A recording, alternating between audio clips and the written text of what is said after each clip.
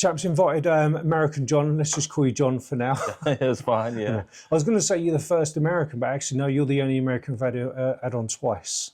Okay, yeah. Because we did correct. a video, must be 4 years ago. A long time ago, yeah. That group video, and that's like a different life now. And a different look. And a different look, yeah, absolutely. It was a bit crazy, wild, yeah. Well, let's get into a video, because, yeah, we're a men's mental health charity. Yes, we tend to talk to men who might be living with or moved away from having mental health issues. But I also like to pull in people who seem pretty grounded. They couldn't make it, so I've asked you. But people just seem pretty grounded. I know you're involved in church stuff. You're one of those people that's involved in so much stuff. Mm-hmm. And you generally seem to help out a lot of people. Mm-hmm. I'm not sure if that's more men or women. I'm not sure. Obviously, I know there's Hannah as well. Yeah. I just wanted to pull you in video, have a bit of a chat about it, because the main thing is, it's like people are always saying, oh, men don't talk. But actually, I've got to really disagree on that. And you're involved in so much stuff. What's your feedback on what I've said? So first of all, I volunteer, as you say, for a lot of things. One of the main things I volunteer for is Hope Church FC, which is a football club that's been running for, I believe this is the 8th season now. Yeah. And we... is that 8 years? 8 years. Right, okay. Yeah. So we have from 16 all the way up to, I guess, where you feel like you can play at that kind of level. Different countries, players from different countries, different socioeconomic backgrounds, different home makeups, and etc. But that's one of the things I'm involved in. I also used to be involved in things with refugees. So helping out with refugees. Sore subjects at the moment. Yeah, very sore subject at the moment. But at the end of the day, they're people. Yeah. They're people with a story, with a future, and with challenges. Externally, outside this nation, hence why they're here. But once they get here, they face their own challenges. So, yeah, that's just a few things that I get involved in. But also, I'm a dad as well. So, it's 3, isn't it? It's 3. Yeah. I have a 22-year-old son, and a 14-year-old daughter, and an 11-year-old daughter as well. So, yeah, I'm well versed in people and mental health and all sorts of things like that.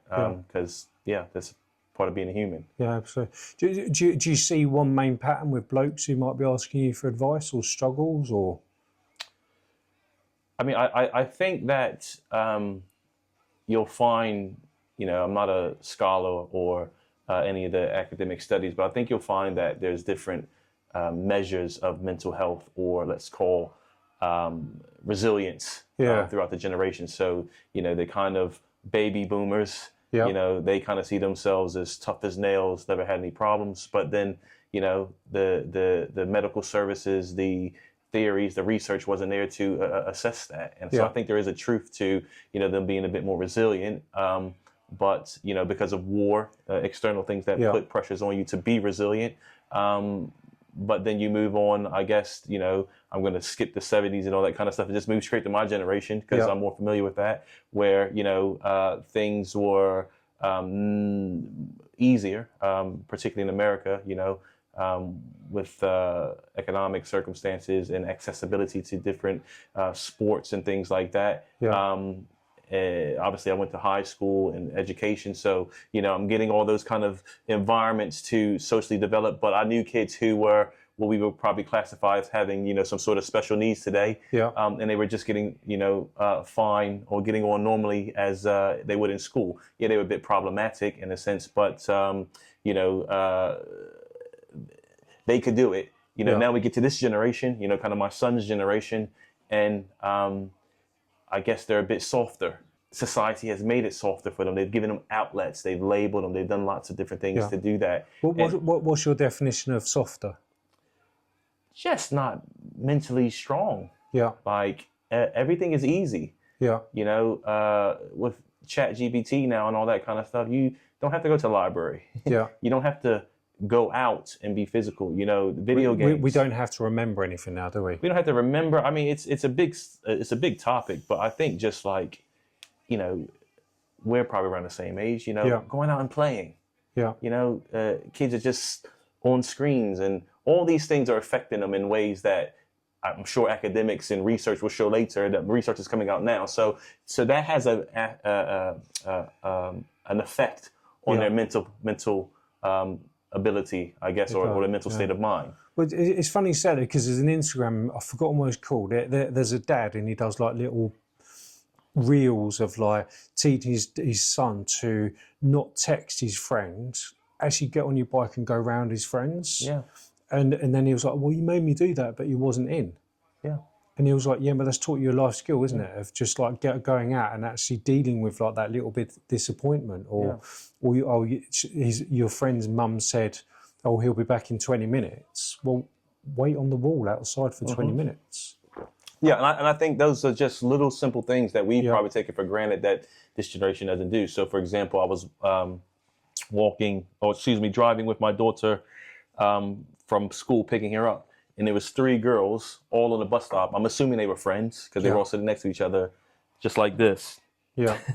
Not even talking to each other. Texting each other, probably. Yeah, possibly. But the point is that basically social skills that we used to have formerly or just take for granted are no longer there. And that's a good example of bike riding. Yeah. You know, you knock on a friend, you talk to the friend's mom. Yeah. You know, hey, Mrs. Lisa, you know, is Chris home? That's one of my friends growing up. No, he's not here. Okay, where's he at? Okay, he'll be back in 20 minutes. I will wait. And sometimes it'll be more than 20 minutes. Yeah. But the resilience of waiting, not just getting it when in that 20 minutes, I'll have to do something. Yeah. You know, so sometimes being bored makes creativity, you know, rather than just, I think when you're scrolling, you are actually bored. It's just that it feels like you're doing something, if that makes sense. Yeah, no, absolutely.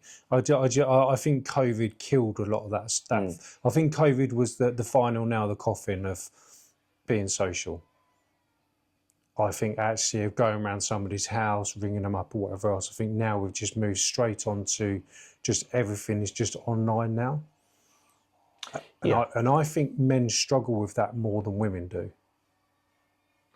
Yeah, and I think, I could be wrong, but I think that. Women are still way better at going around visiting their friends, go to the hairdressers with their friends. Yeah, I think men have to have something that they're doing. Yeah.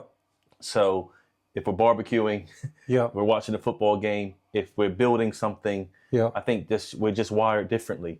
Yeah. Men just don't sit around unless it's after an event or something like that, where they've done something or they've achieved something, you know, where we feel like, you know, we're gonna sit and just gather. Yeah. I just feel like we're wired differently in that regards. Yeah.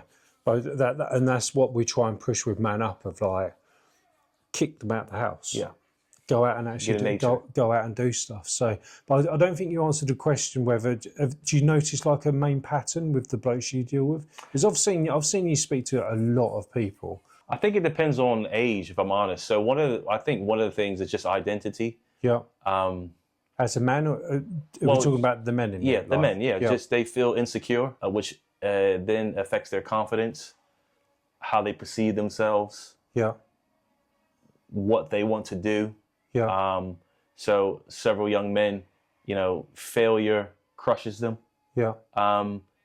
And a part of that is that in those particular individuals, they don't have a family to help support them. So, you know, fathers to support them, to encourage them. Failure is, we've kind of made failure a negative thing. Yeah. Well, actually, from me being someone who's failed quite a lot, it's a positive thing, because you learn. You should be learning.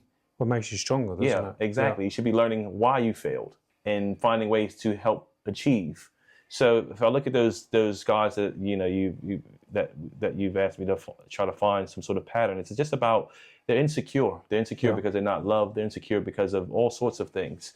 And then that just affects how they view themselves. So, you know, talking to the girls, for example, you know, not that I'm promoting that, you know, in a certain way, but I feel like a part of... Well, it's fine to speak to girls. Of course. But what I mean is, like, you know, you got your night out, you know. Yeah. Certain guys are talking about certain things where just conversing with the opposite sex, that says a lot about yourself. Yeah. You know, what you think about yourself, what kind of questions they ask you, how you respond. Yeah. And it's the same for male to male. Sometimes, you know, you're eyeing other men up, you know. people say, I personally don't think I'm an alpha male. I just think that I don't take no nonsense. Yeah. And I'm learning that. You were in the forces, though, weren't you? I was in the forces. So maybe you're at a stage where you know what you're capable of. Yeah. Yeah. And I think that if you put me in any setting, I look at people and have a genuine interest in people, and I'm not intimidated by anybody. Often the loudest person in the room is the weakest person in the room. Yeah. I digress from that. What I'm trying to say is that I think for me personally, I have a strong sense of security, which in a level of confidence, I guess. Part of that is my faith, but also part of that is just that how I've been parented. I've been parented the American way. You can achieve anything. You can do anything. Don't let anybody hold you back. So if I can pigeonhole that, purpose and accountability. Yeah. That's something what I keep saying over. It gets a bit boring because I speak to so many blokes in the thousands now, on the streets, off the streets, videos, Zooms, meetings, governments. And it's also, I'm not saying it's like that's the issue with men's mental health at all, but it's the one pattern I see time and time again. It's like the lack of purpose and the lack of accountability. Yeah, and I think the lack of guidance. Yeah. Like, true. Men are expected to grow up so early nowadays. I think if you were to look back over history, boys stayed under their fathers for quite a long time until they were men to then make their own. Yeah. Now you're being thrust out at 16, 18. You're being told to go to university, because that's the best for you. But there's so many other things to do. Yeah. You get crushed by your grades. All boys aren't going to be academic. Yeah. I think it's medically or academically proven that girls do better in school than boys because of the environment, the setting. Data shows it. Yeah. So but put a man in the wood and ask him to build something with lumber and use his strength, and his intelligence. Yeah. He comes to life. So it's very complicated. But yeah, if you go back to accountability and purpose, men do need they need purpose, and then they need a sense of accountability to others to help them achieve that purpose, but also just make sure they're not being numpties, because I think men can just be idiots sometimes and do things that get them in trouble. Yeah, absolutely. And this is why I'm a massive fan of like peer-to-peer groups and even churches, whatever else, because at least there's some sort of accountability. Like when we've done our first MANUP mountain trips where we take all the blokes camping. Done it one Edale a couple of months ago, whenever it was. It was really, really good. But there was one guy where he was just like, he goes, every time I share a joke on Facebook, everyone's like calling me a prick and an idiot and blah, blah, blah. I'm always having rows. And we're all sitting there and like, do you have a row with every person because of your sense of humour? Yeah, I'm only having a laugh, they're all woke. It's like, mate, this is a you problem. And he was like, no, it's not. It's like if all of your friends and family are getting peed off of you, this seriously, mate, this is a you problem. Yeah. And then you saw the cocks, you saw the anger a little bit of like, they're all calling me out. I was like, no, you needed to be called out. And you saw the cogs turn. And this is why I'm a massive fan of like peer groups, churches, schools, and whatever. Do you get what I mean? Like, but I think I'm going on a waffle, I'm going on my rampage, but I think with what I see time and time again, men are the only types of people where we tell them what to do, how to react, and what to say. And if they don't automatically do that correct the first time, they're toxic, they're this, they're that. But we're not guiding young boys, young men to be good men. We're not showing them, we're telling them what to do, but not leading them, showing them the way of how to do it. Yeah, and I think if that made any sense. It does. I think you highlight a greater point of, what is it to be a man? Masculinity. Yeah. I'm not going to name certain names of people who currently are in the media about, toxic masculinity. Yeah. But please don't say his name. I'm not going to say. We've got a ban here. Okay. With that name. Yeah. But he won't be the only one. There'll be many others in political positions. Yeah. There's loads. Yeah, there's loads. And what is considered normal has now, what has historically not been normal. So those things might have been done in private. Now because of social media, they're now to be able to say that in public, and people are embracing it. And I think that we have a man issue of what qualities make an excellent man. Well, I think I'm agreeing with you. But I think it's, in a sweeping statement, right or wrong, it's because there's a lack of male role models. Yeah. Without question. And when we get like the Tates and okay, I've said the name. Yeah, you said it, man. But when we get people like that, and then we go, well, why are young boys and why are young men following them? It's like, because they've got no alternative. And I've said this before. I remember I was saying it, I can't remember, but I was like, the issue with society now is a good role model. I don't know, someone who does loads of stuff for charity or help loads of people, they're boring. We want to talk about the Tates and the Bonnie Blues and all that kind of stuff because they're interesting. Everyone likes to gossip. But we're not rising up the good role models. Male teachers are falling down quite massively. Doctors are going down. Nurses are going down. There's not many men. We need to be rising more men to say to the young boys and the young men, mate, that's wrong. Yeah, and I think it even goes a bit deeper than that in terms of not just the position that you're in, but your moral code. Yeah. You know, you can be a teacher, but still be an adulterer or something like that, you know, or not be faithful, or, you know, what we're looking for is people who can live out a moral life. Now, I'm a Christian, so I'm not trying to go too far, but, you know, ultimately for me, that's Jesus. You know, someone who can clearly show you how a man should be around people, around prostitutes, around the lost, the broken, the widowed, all those kind of things. And that's what we're looking for. And I think deep down inside, we talked about purpose. People need to find their purpose. And for me, part of my purpose my purpose is in God. And that gives me a lot of peace. That helps me with my own mental health. So I just think that, role models, fantastic. But at the end of the day, many of them will have shortcomings. You might not be able to see them because you don't know the deep, dark things that goes on in their minds or in places. But you're right. For me, a male teacher, black male teacher as a role model was a fantastic thing because it's someone who looks like me, who's doing something, you know, good, and helping me. So I think you're right on that, but I think it just goes a bit deeper than that. No, you're right. Like I said, it was very much a sweeping statement, but it's just like football groups and all this kind of stuff. And I know some of you guys at the Hope FC, where if someone was acting like a dick, you'd be like, mate, you're being a dick. Calm it down. Phil was hiding in the next room. I guarantee he does all the Viking stuff, the Viking reenactments, and beating the crap out of each other with axes. If one of his people were just like, she's well fit, or give her that kind of stuff, what we're all trying to stay away from, I can guarantee Phil will be like, piss off. Like, go home, or whatever else. You know what I mean? There's just a lack of accountability. And it's, you know, I don't know if you saw recently in the papers, you know, one of the police forces had 2 female officers running, I guess, in tight clothing to catch cat whistlers.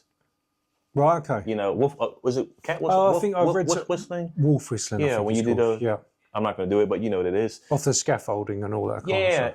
And what does the world come to?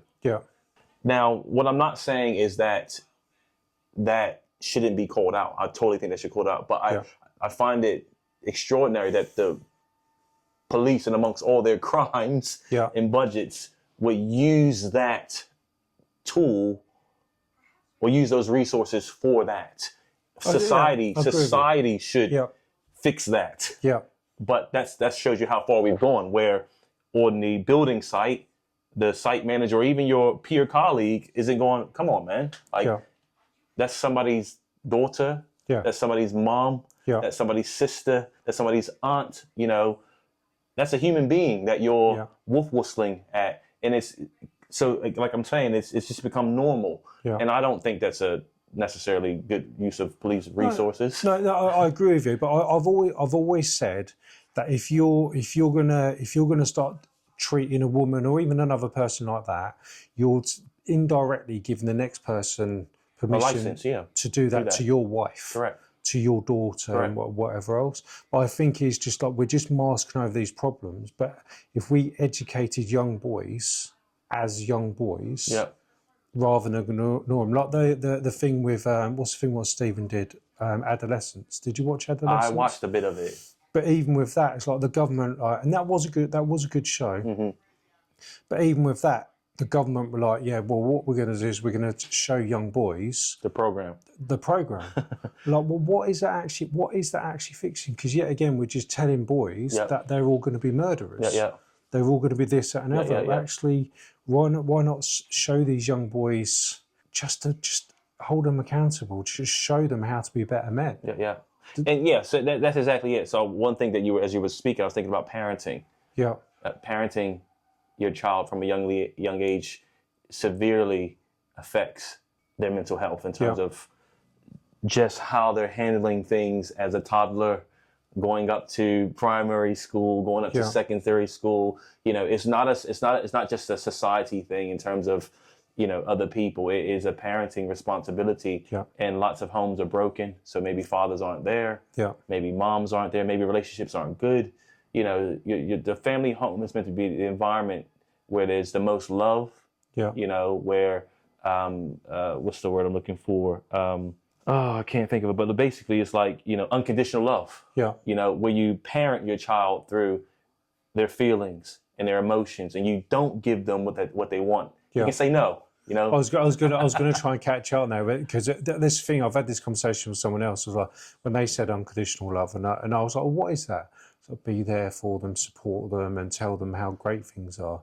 And I'm like, hold off a minute. I don't think that's unconditional love. No. Sometimes it's like, I've said it to my own child, like one of them is like the top of the school for like everything. But he's borderline arrogant. He went for a phase, and it was a phase, as a young lad, a phase of being like, well, I'm well clever. And then he had to go to his brother because he had to go to some other kid because he couldn't do something. I can't even remember what it was. And I went to him, I was like, mate, yeah, you're really, really clever, blah, blah, blah, blah, blah. But I had to teach you, it was only like a year ago where you could tie up your shoelaces, which is like 8 years after everybody else. Like, you really, really struggled with it. And I was like, it doesn't matter how academic you are, you could be like the most gifted scientist, whatever in the world. But if people think you're a dick, you'll always be a dick. And part of your responsibility is to teach them how to show humility. And be humble and kind. So use that academic expertise not to lord it over people, but to serve others. So that's really the point. But the parenting thing, like my kids, my wife, she laughs. I don't let my kids beat me at anything. And the reason is because when they finally beat me, they actually did it. And I won't tell them they're good at something that they're not. You have to be honest. So it's not just always saying yes to everything. Unconditional love is, I feel as though, is loving them in a way where there's no conditions to how much love you give. So my kid messes up, I'm a bit cross, but I forgive them. They can come back in. There is tough love as well, isn't there? Of course. That's the thing. And I don't know. I'm no amazing parent. I'd like to think I'm a good dad. Both the boys have said I'm a good dad. I'm certainly not amazing, far from it. But it's just, I'm not scared to say so. I'm like, no. Like with the younger, obviously I never said no. It's like, mate, you're being a dick. Like, just calm that down. Don't be branded as just being a dick for the rest of your life because you're so arrogant. I think sometimes we just need to do it, and it goes back to holding other people, especially boys, accountable. And I just don't think we're doing that, and showing young lads that they do have a purpose. They do, and if we go back to the kind of the topic of mental health, you have to feed yourself good things. You feed it's like food. You eat crap, you get crap. So you need to feed yourself good things. So that might be taking up a new activity. That might be learning a sport. That might be learning a language. That might be building new friendships. That might be traveling. Obviously, if you're isolated, if you're not engaging with people, all those things will impact your mental health.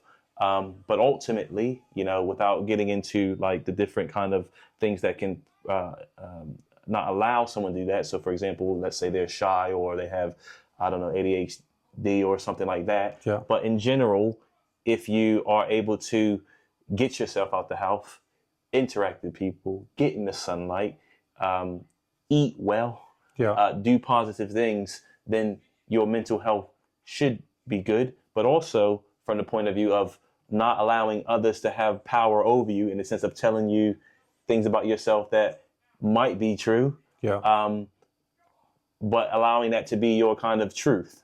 So, you know, one of the lads, you know, constantly negative feedback. It's just football. Yeah, football. Yeah. Negative feedback from parents. You never amount to nothing. All those kind of things. You know, now he feels like he's worthless. Yeah. He feels like he can do no good. So by default, I guess, if you put yourself in the right environment, if you treat yourself well, if you feed yourself by doing things, then your mental health should be well and be well maintained, unless you have obviously some sort of additional needs or something like that, or special needs. Seeing people, but also, you know, not allowing people to speak over you in such a way. So feeding your mind with positive things. And like I said, for me, with my Christianity, you know, what God says about me trumps what anybody else says. Yeah. So well, that's fair. And this is why we're not scared to talk about faith or whatever else. Strangely, we don't talk about sexuality, race, or religion, or anything like that, unless it's in this context. And when this goes live in a couple of weeks, whatever else, there'll be some people, oh, bloody God Squad and all this kind of stuff. I'm the God Squad. Where you at? No, I am as well. But the main thing is, it doesn't matter what somebody if they think, oh, God's a load of tosh and Jesus is a load of tosh. If that means that's their opinion, but if that means that your mental health stays tickety-boo, you're holding yourself accountable. Yep. You've got yourself some purpose or whatever else. It doesn't matter what anyone else thinks. You're not causing anyone any harm. Yep. So shut up.